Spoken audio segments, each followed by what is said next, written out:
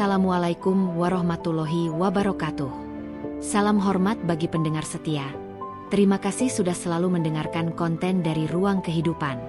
Kisah kali ini akan menceritakan tentang seorang ibu bernama Rina yang hidup sederhana bersama suaminya, Andi, dan 11 anak mereka. Hidupnya tampak penuh tawa, meski serba pas-pasan. Kebahagiaan mereka makin terasa lengkap karena sebentar lagi Rina akan melahirkan anak ke-12. Namun, siapa sangka di balik keceriaan itu, ada rapuh yang tak terlihat, sebuah ujian besar yang diam-diam mendekat. Mampukah Rina mempertahankan kebahagiaannya ketika badai itu benar-benar datang?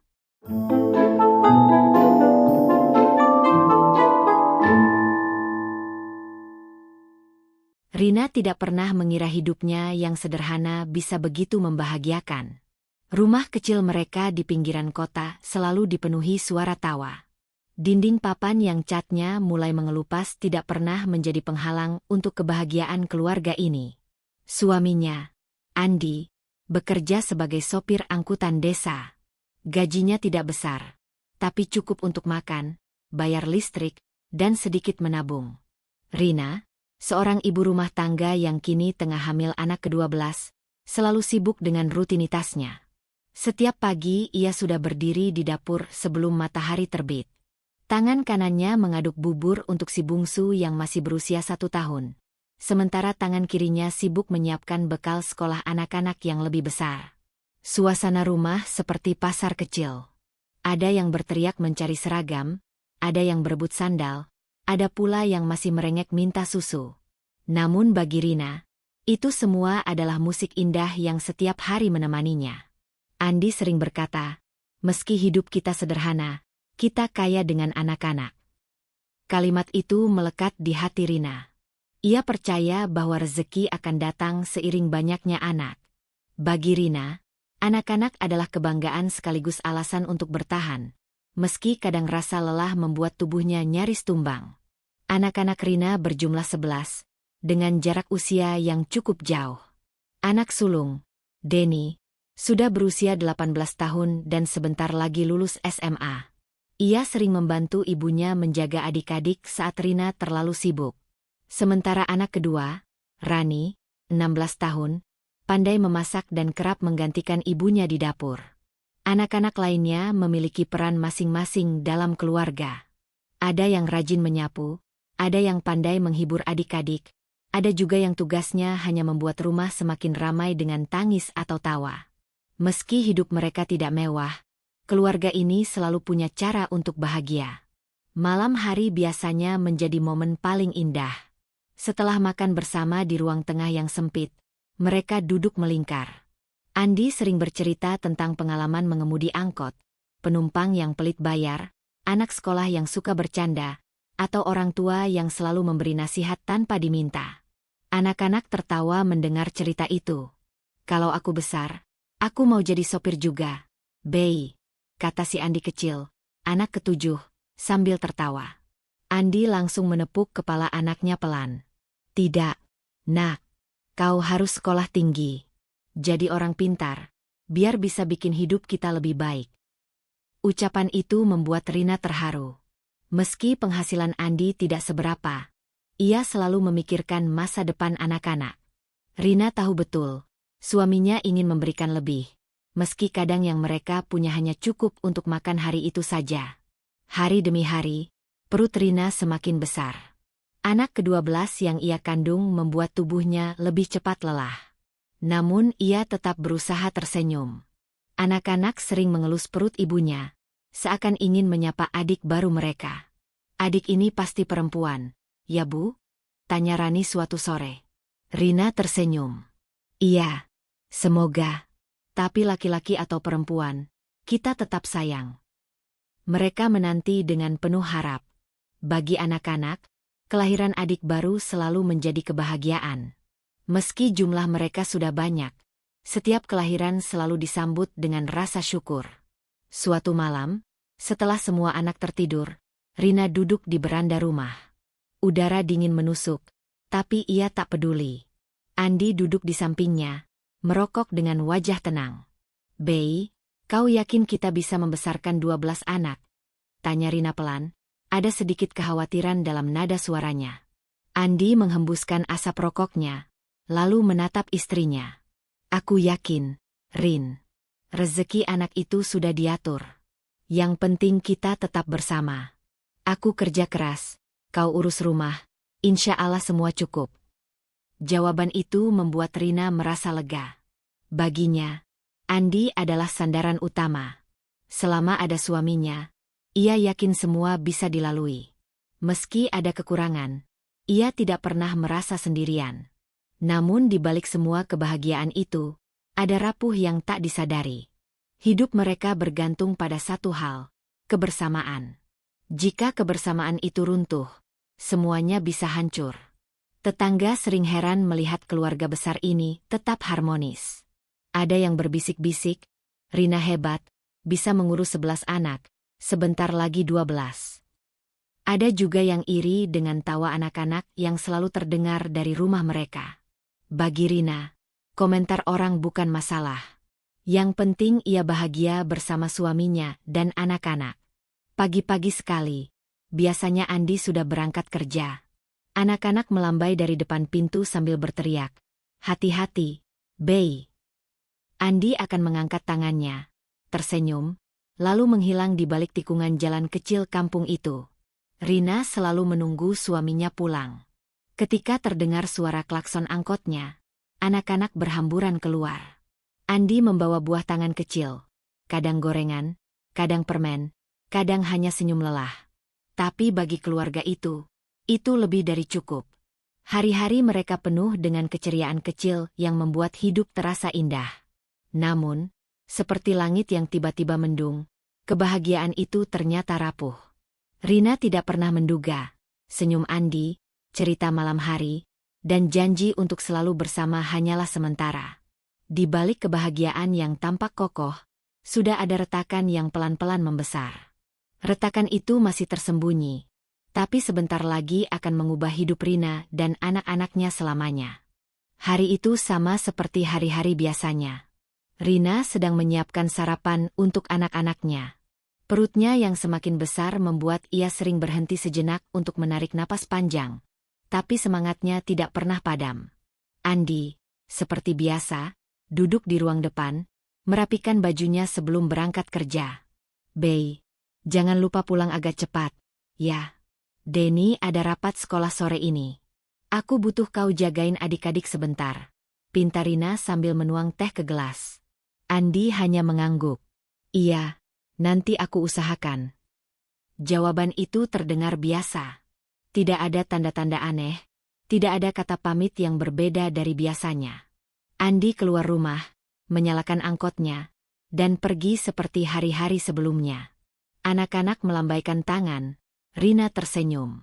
Namun, hari itu ternyata bukan hari biasa. Waktu berlalu hingga sore, lalu malam tiba. Biasanya sekitar jam 7 malam, Andi sudah pulang. Anak-anak mulai gelisah. "Kok Abi belum pulang, Bu?" tanya si Rani. "Biasanya paling lambat jam 8, jawab Rina sambil mencoba tetap tenang. Tapi jam terus berputar. Sampai pukul 10 malam, Andi belum juga pulang. Telepon genggamnya tidak bisa dihubungi. Rina mulai resah, pikirannya berputar ke banyak kemungkinan. Apakah suaminya kecelakaan?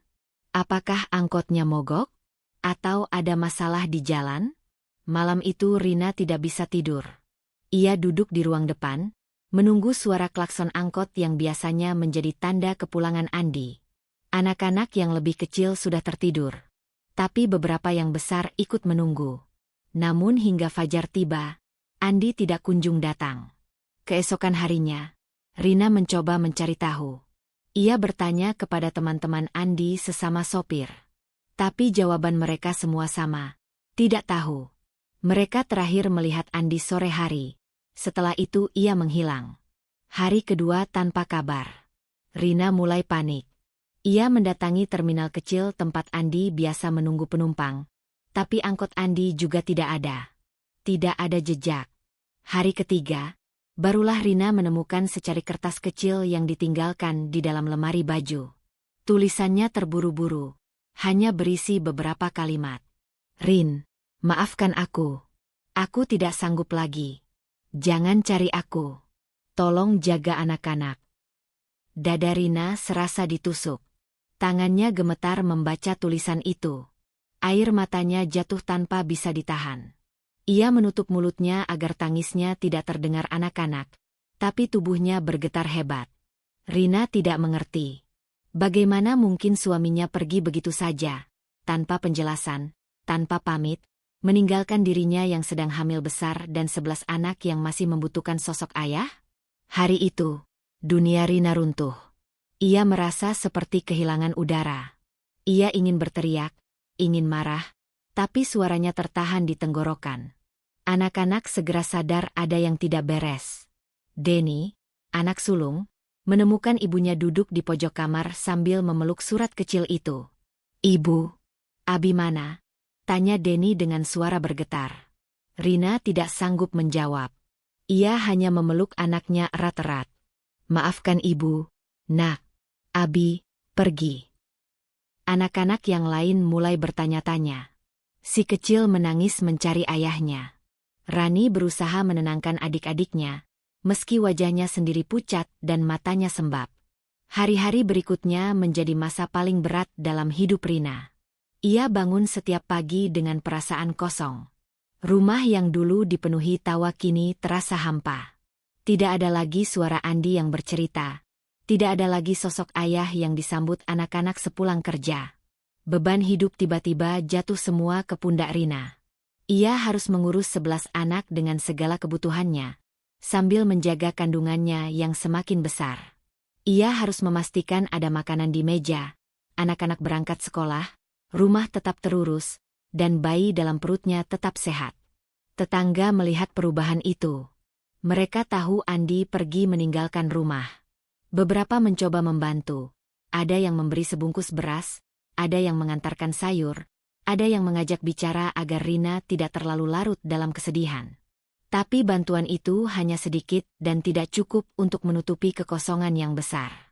Malam-malam Rina semakin sulit. Ia sering duduk di ruang tengah setelah semua anak tidur.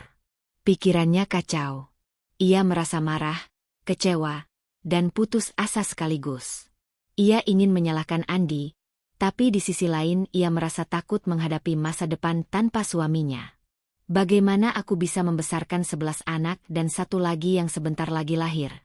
bisiknya sendiri. Tidak ada jawaban. Hanya suara jangkrik di luar rumah yang menemani. Hari kelima tanpa Andi, Rina mulai menyadari sesuatu yang lebih pahit. Ia tidak punya keluarga dekat yang bisa ia andalkan. Orang tuanya sudah lama meninggal. Saudara kandungnya tidak ada. Ia benar-benar sendiri, kecuali anak-anaknya. Saat itu, perasaan putus asa benar-benar menghantam. Ia membayangkan kemungkinan terburuk. Bagaimana jika ia sakit? Bagaimana jika bayi dalam kandungannya bermasalah? Bagaimana jika salah satu anak jatuh sakit sementara ia tidak punya uang untuk membawa ke dokter? Ia merasa dunia terlalu kejam. Setiap kali melihat wajah anak-anaknya, air matanya mengalir. Mereka begitu polos, tidak tahu apa yang sedang terjadi. Mereka hanya tahu ayah mereka pergi, dan ibu mereka sering menangis diam-diam. Rina mencoba menyembunyikan kesedihannya. Tapi anak-anak bisa merasakan.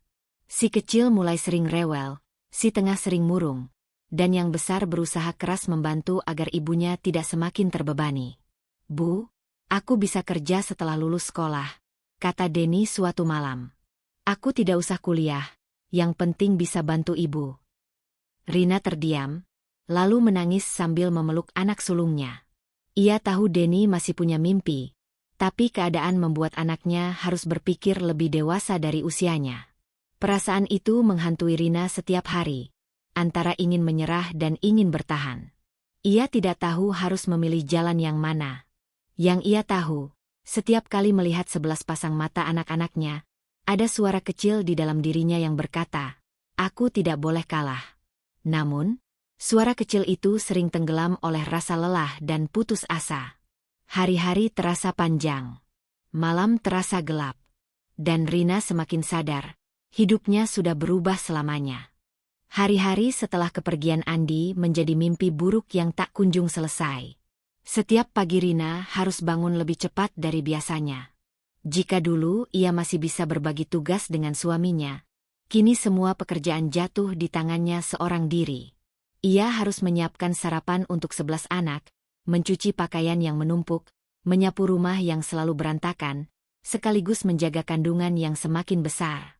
Terkadang tubuhnya terasa seperti akan rubuh. Nafasnya pendek, kakinya bengkak, dan pinggangnya nyeri. Namun ia tidak punya pilihan selain terus bergerak.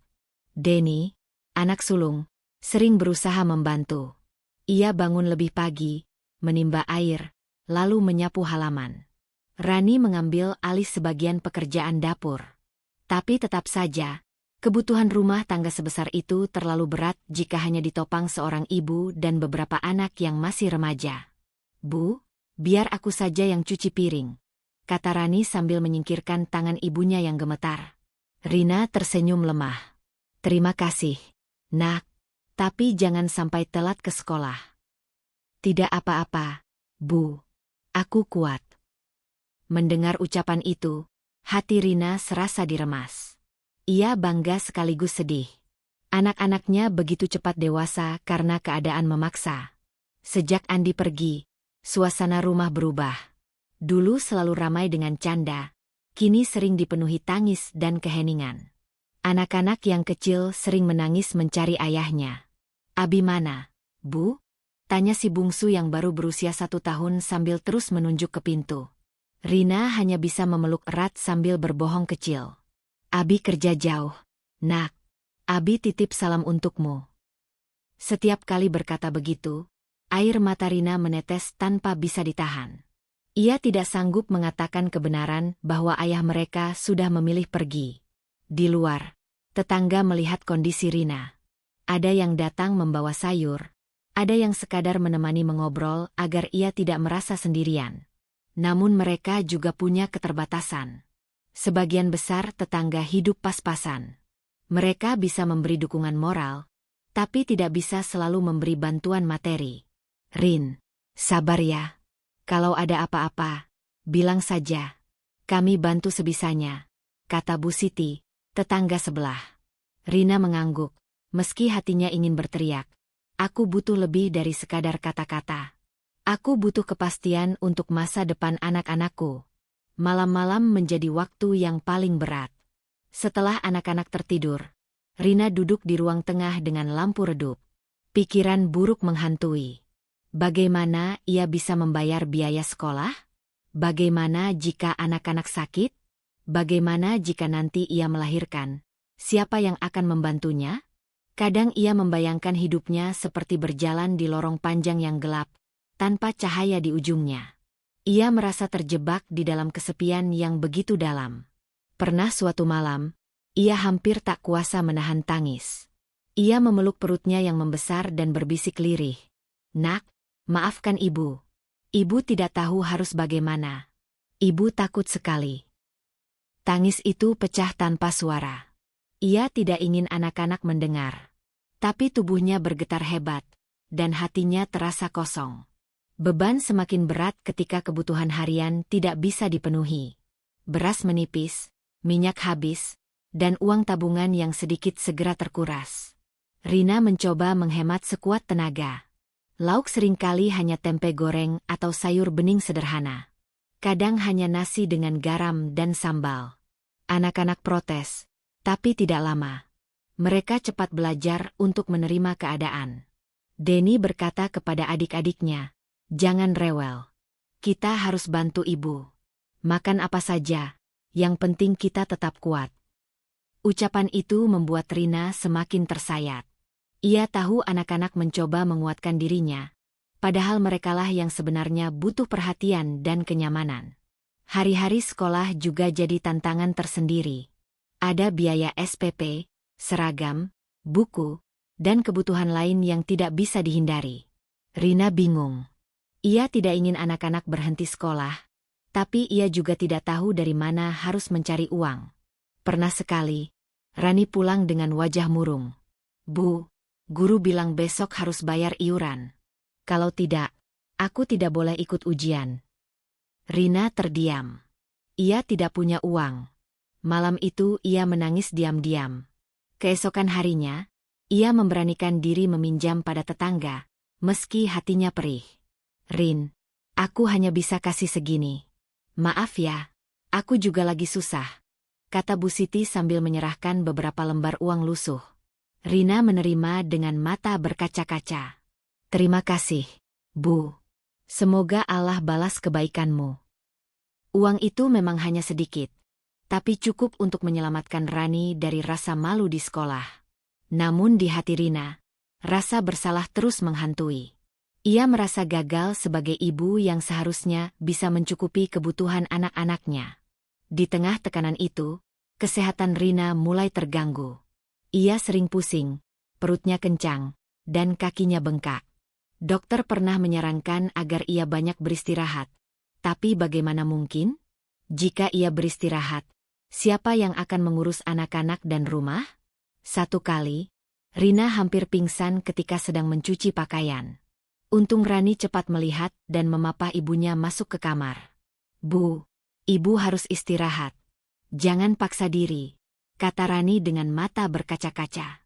Rina hanya bisa mengelus kepala anak gadisnya. Ibu tidak apa-apa, nak. Ibu harus kuat demi kalian. Namun, di dalam hati, ia merasa tubuhnya tidak akan mampu menanggung beban ini terlalu lama. Waktu terasa berjalan lambat. Hari-hari penuh kesulitan seakan tidak ada ujungnya. Rina merasa dunianya kosong tanpa kehadiran Andi. Jika dulu ada sosok yang bisa ia ajak bicara, kini hanya ada dinding dan malam yang dingin. Jika dulu ada bahu tempat bersandar, kini ia harus berdiri sendiri, menopang semua beban yang kian berat. Kadang ia masih berharap, mungkin suatu hari Andi akan pulang dan menyesali keputusannya. Tapi semakin lama, harapan itu memudar. Yang tersisa hanyalah rasa sakit karena ditinggalkan di saat-saat paling sulit. Meski demikian, di tengah rasa putus asa itu, ada satu hal yang membuat Rina tetap bertahan. Tatapan mata anak-anaknya. Setiap kali ia ingin menyerah, ia melihat 11 pasang mata yang menatap penuh harap. Mereka mungkin belum mengerti beratnya kehidupan, tapi mereka mengerti satu hal. Ibu adalah satu-satunya sandaran mereka sekarang. Dan Rina, meski hatinya kosong, tahu bahwa ia tidak boleh runtuh. Karena jika ia jatuh, 11 anak itu ikut jatuh bersamanya. Hari-hari Rina berjalan berat. Seperti roda gerobak tua, hidupnya seret, berderit, dan sering terasa akan patah. Namun suatu pagi, sebuah kejadian kecil mengubah langkahnya. Saat itu Rina sedang menjemur pakaian di halaman. Matanya sayu, tubuhnya letih, tapi ia terus bergerak. Di tengah pekerjaannya, suara panggilan terdengar dari pagar bambu. Rin, ini kau ya? Masya Allah, sudah lama sekali. Rina menoleh. Matanya membelalak.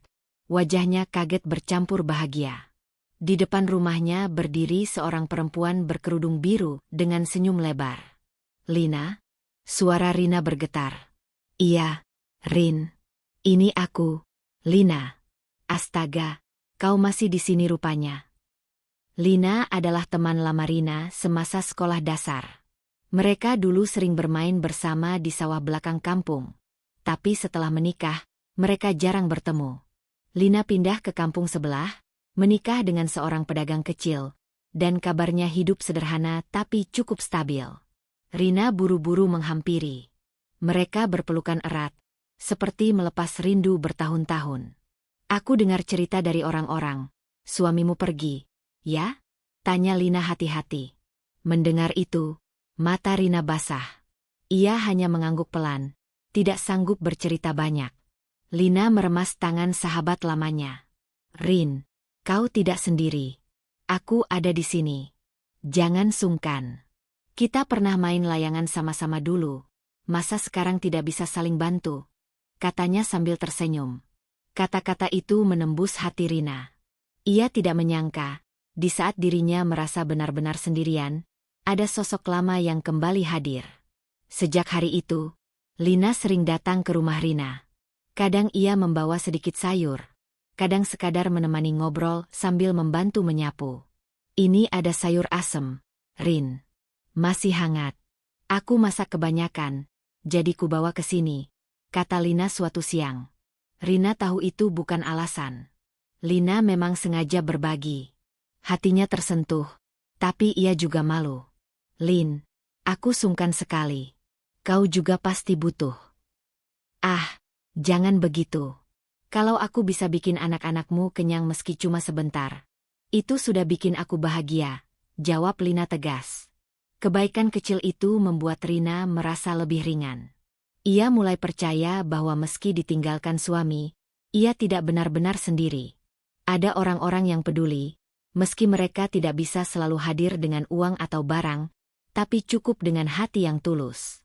Selain Lina, ada juga tetangga lain yang diam-diam memberi perhatian. Pak Ahmad, tetangga yang sering duduk di warung kopi, suatu hari datang membawa sekarung kecil beras. Ini, Rin. Tidak banyak, tapi mudah-mudahan cukup untuk beberapa hari. Anggap saja titipan dari Allah. Rina menunduk, hampir menangis lagi. Pak Ahmad, bagaimana aku bisa balas semua ini? Balaslah dengan terus kuat. Itu saja sudah cukup, jawab Pak Ahmad sambil tersenyum. Ucapan sederhana itu terasa seperti nasihat emas. Lina sendiri sering menjadi telinga bagi Rina. Malam-malam ketika anak-anak tidur, mereka duduk di beranda, berbicara panjang lebar. Lin, aku takut sekali, kata Rina dengan suara parau. Aku hamil besar, anak-anakku masih kecil, aku tidak tahu harus apa. Lina menggenggam tangannya. Takut itu wajar, Rin. Tapi jangan sampai takut membuatmu berhenti. Kau harus terus jalan, meski pelan. Anak-anakmu butuh kau. Kau lebih kuat dari yang kau kira. Rina menatap sahabatnya itu. Kata-kata Lina sederhana, tapi seperti air sejuk di tengah dahaga. Tidak hanya dukungan moral, Lina juga mengajarkan hal-hal kecil untuk bertahan. Ia mengajari Rina membuat keripik singkong sederhana yang bisa dijual di warung-warung dekat rumah. Coba saja, Rin. Memang tidak banyak untungnya, tapi lumayan untuk beli sabun atau gula, kata Lina sambil menunjukkan cara mengiris singkong tipis-tipis. Awalnya Rina ragu. Perutnya besar, waktunya sempit, tapi Lina meyakinkan. Dengan sedikit usaha, mereka berhasil membuat beberapa bungkus keripik. Lina membantu menitipkannya di warung dekat rumah. Beberapa hari kemudian, keripik itu habis terjual. Rina mendapat uang kecil, tapi bagi dirinya itu besar. Lin, ternyata aku bisa. Ya, ucap Rina sambil tersenyum malu-malu. Tentu saja kau bisa. Kau hanya butuh diyakinkan, jawab Lina. Itu pertama kalinya setelah sekian lama Rina merasa punya harapan. Dukungan juga datang dari anak-anak. Mereka melihat ibunya mulai berusaha bangkit, dan mereka ikut membantu. Denny mengantar keripik ke warung, Rani membantu menggoreng. Anak-anak yang kecil ikut menempelkan label sederhana yang mereka buat dari kertas bekas. Rumah yang dulu sunyi mulai kembali terdengar tawa kecil saat mereka bekerja bersama. Rina terkejut melihat perubahan itu. Kalian tidak malu bantu ibu? Tanyanya suatu malam. Denny menggeleng. Tidak, Bu. Malah kami senang. Kalau ibu kuat, kami juga ikut kuat. Kata-kata itu membuat Rina menangis. Tapi kali ini tangisnya bukan karena putus asa. Air matanya bercampur rasa syukur. Seiring waktu, meski hidup masih berat, Rina mulai belajar menerima kenyataan. Ia masih sering merasa sedih, masih sering takut, tapi kini ada pijakan kecil untuk berdiri. Ia mulai percaya bahwa meski ditinggalkan, ia tidak sepenuhnya sendiri. Ada sahabat, ada tetangga, ada anak-anak yang setia mendampinginya. Dan yang terpenting, ada dirinya sendiri yang ternyata lebih kuat dari yang ia bayangkan. Suatu sore, Rina duduk di beranda sambil mengelus perutnya yang besar. Angin berhembus pelan, suara anak-anak bermain di halaman terdengar riuh. Lina datang membawa 2 bungkus pisang goreng hangat. Kau tampak lebih segar sekarang, Rin, kata Lina sambil menyerahkan pisang. Rina tersenyum. Mungkin karena aku mulai sadar. Aku tidak sendiri. Lina tertawa kecil. Nah, itu baru sahabatku. Mereka makan pisang goreng bersama, sambil menatap anak-anak yang berlarian. Untuk pertama kalinya setelah sekian lama, Rina merasa ada sedikit cahaya di tengah gelapnya hidup. Dan cahaya itu, meski kecil, cukup membuatnya bertahan. Hari-hari yang dilalui Rina terasa seperti berjalan di atas tali tipis. Ada kalanya ia merasa mampu, ada kalanya hampir jatuh. Setelah sempat mendapat sedikit harapan berkat bantuan Lina dan tetangga, hidup seakan memberi ujian baru yang lebih berat. Suatu pagi, ketika Rina tengah menyiapkan sarapan sederhana dari nasi sisa semalam, Rani, anak keduanya, mengeluh. Bu, kepala Rani pusing, katanya sambil memegang kening. Rina panik. Ia segera menyentuh dahi anaknya. Terasa panas. Demam. Hatinya langsung kalut. Ia ingin segera membawa Rani ke dokter. Tapi saat membuka dompet, hanya ada lembaran uang lusuh yang bahkan tak cukup untuk ongkos. Ya Allah, bisiknya lirih. Air mata hampir jatuh. Anak-anak yang lain ikut resah. Denny berusaha menenangkan adiknya, tapi wajahnya jelas cemas. Rina menatap mereka satu persatu. Hatinya terasa seperti diremas. Hari itu ia hanya bisa memberikan obat penurun panas yang dibeli di warung, berharap demamnya cepat turun.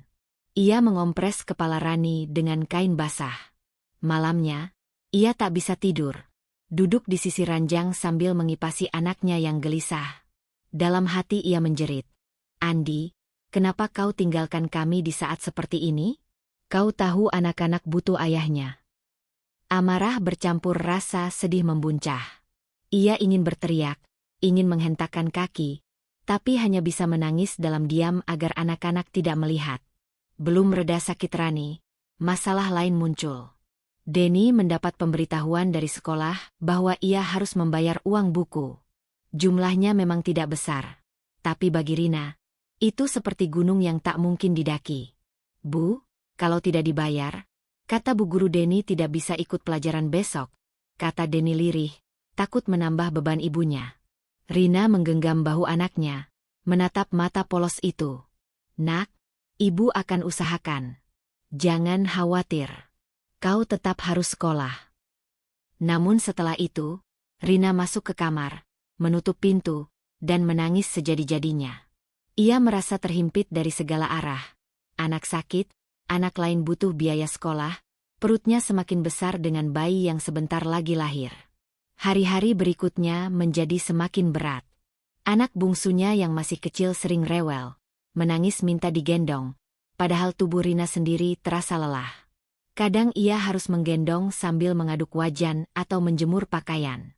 Punggungnya nyeri, kakinya bengkak, tapi ia tak punya pilihan.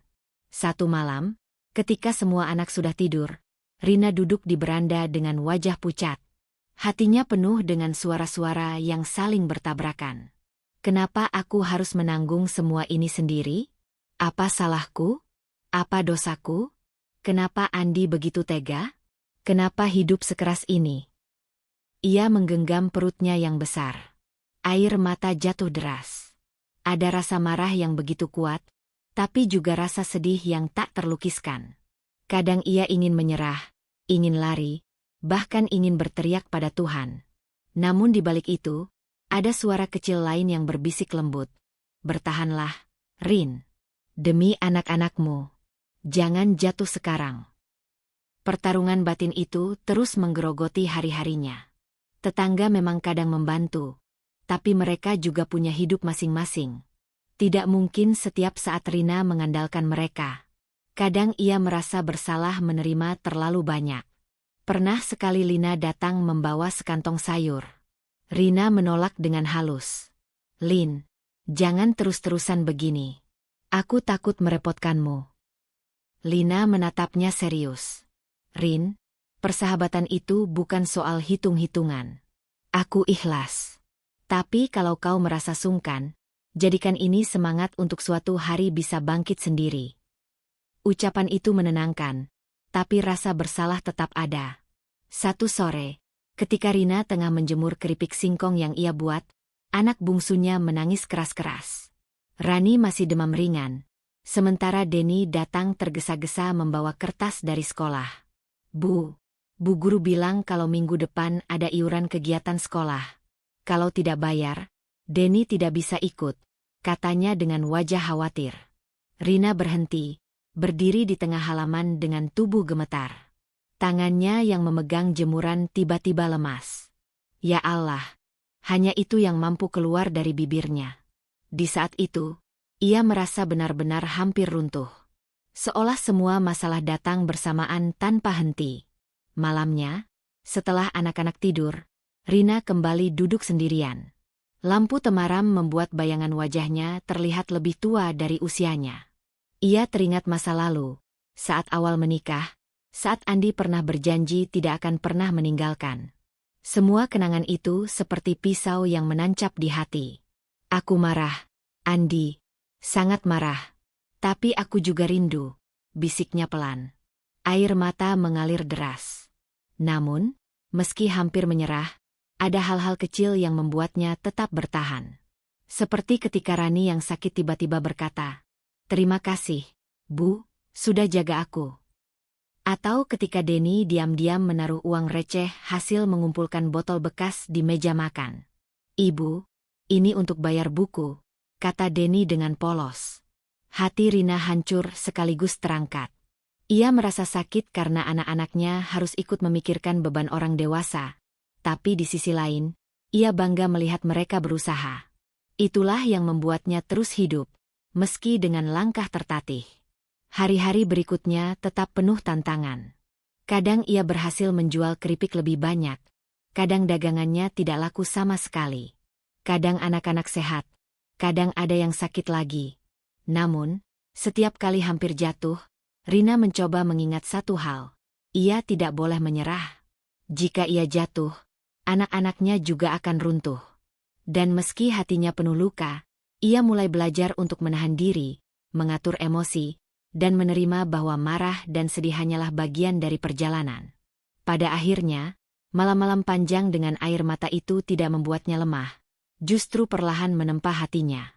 Ia mulai memahami bahwa kekuatan sejati bukanlah ketika seseorang tidak pernah jatuh, melainkan ketika ia jatuh berkali-kali tetapi selalu bangkit lagi. Dan meski jalannya masih panjang, Rina tahu ia harus melangkah terus. Hari-hari yang penuh tangis dan putus asa perlahan berubah ketika Rina menyadari bahwa ia tidak bisa terus-menerus tenggelam dalam kesedihan. Anak-anak butuh makan, butuh sekolah, dan yang paling penting, mereka butuh ibunya tetap kuat. Suatu pagi, ia mulai mencoba menjual keripik singkong buatannya ke warung-warung kecil di sekitar kampung. Awalnya hanya beberapa bungkus, namun perlahan ada yang membeli. Dari keuntungan kecil itu, ia bisa membeli beras dan lauk sederhana. Tidak besar, tapi cukup membuat dapur tetap berasap. Selain itu, Rina mulai menerima pekerjaan mencuci pakaian dari beberapa tetangga yang sibuk bekerja. Tangannya lecet dan tubuhnya lelah, tapi ia merasa lega karena ada tambahan uang. Di sela-sela kesibukannya, ia juga mencari tahu soal bantuan sosial dari desa. Meski prosesnya tidak mudah, ia akhirnya mendapat jatah beras setiap bulan. Perlahan, hidup mereka lebih teratur. Anak-anak mulai ikut membantu sesuai kemampuan. Denny membantu mengantar keripik ke warung. Rani menjaga adik-adiknya saat Rina sibuk. Sementara yang kecil-kecil belajar merapikan rumah. Walau sederhana, kerja sama itu membuat mereka semakin kompak. Rina juga mulai membuat aturan di rumah. Jadwal belajar, jadwal tidur, dan pembagian tugas kecil. Awalnya sulit, tapi lama-lama anak-anak terbiasa. Mereka mulai mengerti bahwa hidup kini berbeda, dan semua harus ikut berjuang. Malam-malam yang dulu dipenuhi tangis kini berubah menjadi obrolan hangat di ruang tamu. Mereka saling bercerita, bercanda, dan meski sederhana, ada rasa bahagia yang tumbuh kembali. Rina tersenyum. Untuk pertama kalinya setelah ditinggalkan Andi, ia merasa punya arah. Hidup memang berat, tapi ia mulai percaya bahwa bersama anak-anak, ia bisa bertahan. Waktu berlalu, dan Rina mulai merasakan perubahan dalam hidupnya. Meski perjuangan masih berat, setidaknya kini ia punya ritme. Usaha kecil-kecilan dari keripik singkong dan cucian memberi sedikit pemasukan yang cukup untuk bertahan. Anak-anak pun semakin terbiasa dengan kehidupan baru mereka. Setiap malam, mereka berkumpul di ruang tamu kecil. Ada yang belajar, ada yang bercerita tentang sekolah, ada pula yang sekadar bergurau. Rina sering memandang mereka dengan hati hangat. Dulu ia hanya melihat beban, kini ia melihat kekuatan. Anak-anaklah alasan ia tetap berdiri. Kehamilannya yang semakin besar juga memberi makna baru. Meski awalnya ia takut melahirkan tanpa suami di sisi, kini ia justru melihat bayi itu sebagai simbol harapan.